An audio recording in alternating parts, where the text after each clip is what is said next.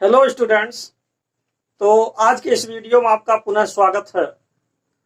आज हम चर्चा करेंगे पास्ट इंडेफिनिट टेंस के रिव्यू पार्ट के बारे में।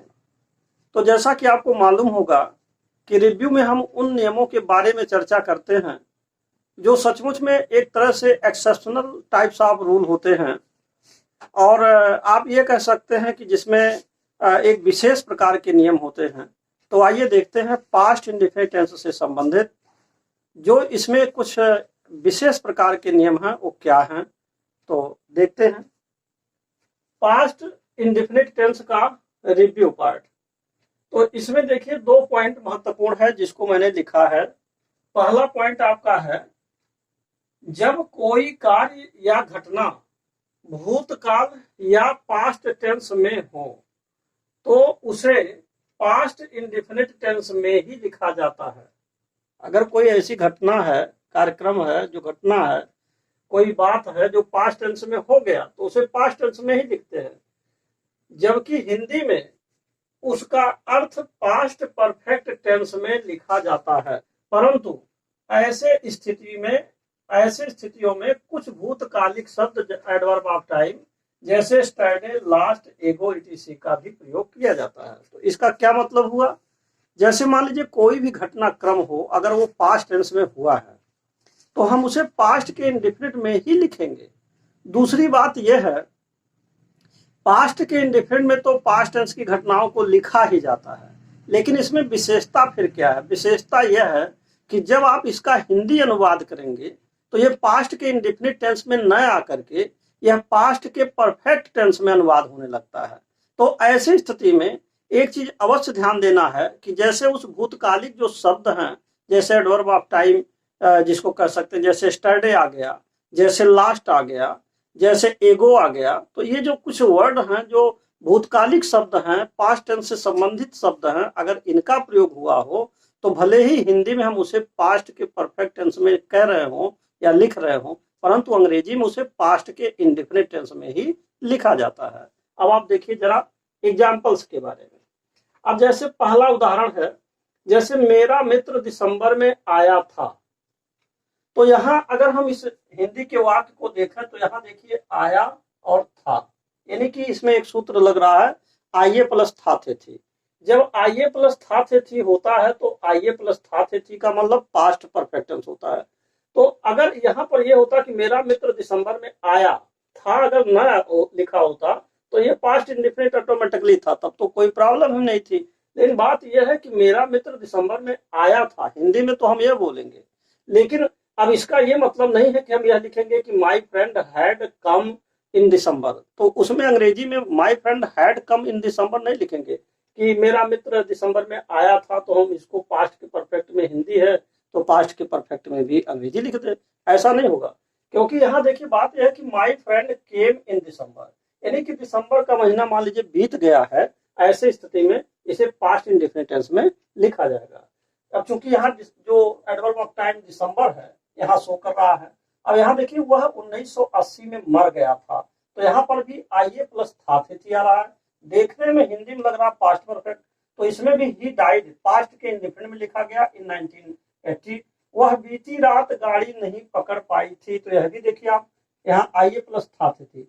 मेरे कहने का मतलब है कि हिंदी के जो भी वाक्य हैं आइए प्लस था थी, आइए प्लस था थी, आइए प्लस था थी, इसमें दिया हुआ है जो पास्ट परफेक्ट टेंस को बतला रहा है, परंतु इसे हम पास्ट के इंडेफिनिट में लिखेंगे। क्यों लिखेंगे? यहाँ देखिए यहाँ जो आया है 1980 यानी 1980, यहाँ भी एडवर्ब ऑफ टाइम आ गया है। ऐसे स्थिति में तो ये डाइड यानी सेकंड फॉर्म, आपको देखिए यहाँ वर्ब का सेकंड फॉर्म लगाया जा रहा है, यहाँ पर भी वर्ब का सेकंड फॉर्म लगाया जा रहा है, यानी कि पास्ट के इंडेफिनिट में जब वाक्य अफर्मेटिव होते हैं तो वर्ब की सेकंड फॉर्म आती है।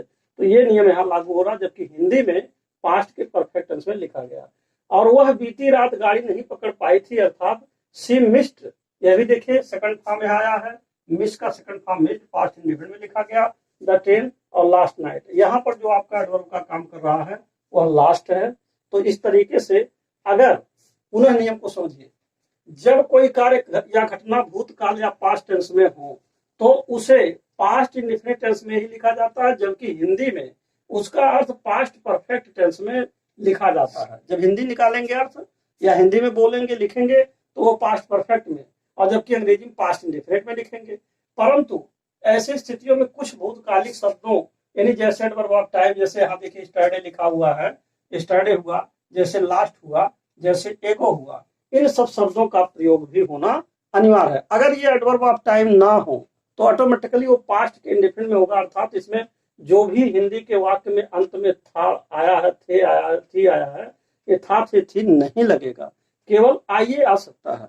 लेकिन अगर एडवर्ब ऑफ टाइम दिया हुआ है तो उसके साथ साथ आइए तो रहेगा ही रहेगा, उसके साथ साथ था थे थी भी लाना अनिवार्य है। यही इसमें मेन पॉइंट था। तो हमारे ख्याल से ये पहला नियम आपको समझ में आ गया होगा। अब आइए दूसरा नियम के बारे में देखते हैं। किसी कार्य पर जोर डालने के लिए सहायक क्रिया डिड का प्रयोग किया जाता है। कहने का मतलब यह है, और सभी कर्ताओं के साथ, अगर किस पास्ट टेंस यानी पास्ट इंडेफिनिट टेंस का वाक्य हो या कोई भी घटना या घटनाक्रम पास्ट इंडेफिनिट टेंस के लिए बताना हो, लेकिन उसमें किसी बात की अनिवार्यता अथवा किसी बात का बहुत ही कंपलसरी यानी कि जरूरत पड़ जाए या जोर दिए जाए, किसी बात पर दृढ़ता की बात की जाए, जोर देने की बात की जाए, डिटर्मिनेशन की बात हो, तो ऐसी स्थिति में जो पास्ट टेंस की सहायक क्रिया डिड होती है उसका प्रयोग हम सभी सब्जेक्ट के साथ कर सकते हैं। अब जैसे वह खेलता तो था, अब यहाँ उदाहरण देखिए, वह खेलता तो था, इस वाक्य पर जोर दिया जा रहा है, इस घटना पर यानी कि इस जो क्रिया पर जोर दिया जा रहा है कि वो खेलता तो था।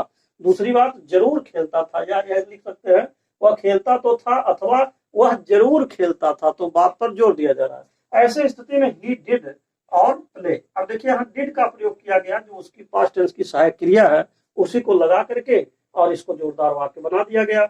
इसी प्रकार मैं वहां जाता तो था अथवा मैं वहां जरूर जाता था, तो ऐसे स्थिति में आई डिड गो देयर। तो यहाँ आप देख रहे हैं कि डिड का प्रयोग चाहे सब्जेक्ट कोई भी हो, चाहे आपका सब्जेक्ट ही हो, चाहे आपका सब्जेक्ट आई हो, चाहे एक्स वाई जेड कोई भी सब्जेक्ट हो, सभी सब्जेक्ट के साथ आप सहायक क्रिया डिड का प्रयोग कर सकते हैं। तो इस तरीके से ये था पास्ट इंडेफिनिट टेंस के रिव्यू के बारे में। तो अब मैं आशा यही करता हूं, यही उम्मीद करता हूं कि आपको ये बात अच्छी तरीके से समझ में आ गई होगी। मूल में एक पॉइंट मैं फिर से एक बार रिवीजन कर देता हूं कि जैसे मान लीजिए कोई भी वाक्य, ऐसा वाक्य जो देखने में लग रहा हो कि पास्ट का परफेक्ट टेंस है, और परंतु उसमें एडवर्ब ऑफ टाइम, जैसे कुछ एडवर्ब ऑफ टाइम जैसे स्टरडे हुआ, लास्ट हुआ, एगो हुआ, लास्ट मंथ हुआ, दिसंबर, नवंबर, जनवरी, फरवरी, लास्ट वीक हुआ, ऐसे कुछ शब्द भी अगर उसमें आ जाएं तो इस स्थिति में आपको भले ही वो पास्ट परफेक्ट टेंस में दिखा रहा हो, लेकिन उसे पास्ट के इंडेफिनिट टेंस में लिखना होता है। यही इसमें मूल नियम था। और दूसरा नियम आप देख रहे हैं कि सहायक क्रिया डिड का प्रयोग पास्ट टेंस के किसी भी कार्य के लिए अगर उस पर जोर दिया जा रहा है तो जो उस टेंस की सहायक क्रिया है उसी से हम उस वाक्य को लिख देते हैं, भले ही वो असर्टिव सेंटेंस है, सॉरी यानी अफर्मेटिव सेंटेंस है, साधारण वाक्य है, तो भी हम सहायक क्रिया डिड का प्रयोग कर देते हैं। तो अब ये वीडियो यहीं पर समाप्त होता है, और अंत में मैं आपसे यही कहूंगा कि यदि आप मेरे चैनल पर पहली बार हैं तो कृपया मेरे चैनल को सब्सक्राइब अवश्य कर दें, साथ ही साथ बेल आइकन भी प्रेस कर दें, जिससे कि जो भी नए नए वीडियोज मैं टेंस से रिलेटेड बना रहा हूं उसका नोटिफिकेशन आप तक पहले पहुंच सके और आप उसका समुचित लाभ उठा सकें। And finally, thanks for watching this video.